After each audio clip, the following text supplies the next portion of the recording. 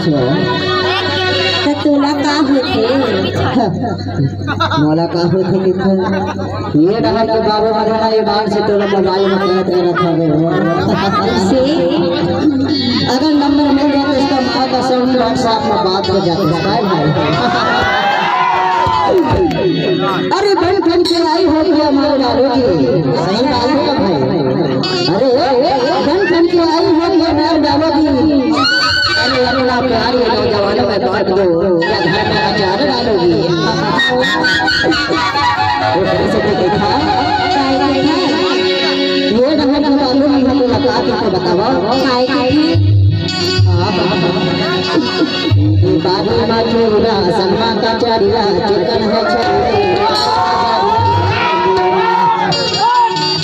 अच्छा से नहीं हाँ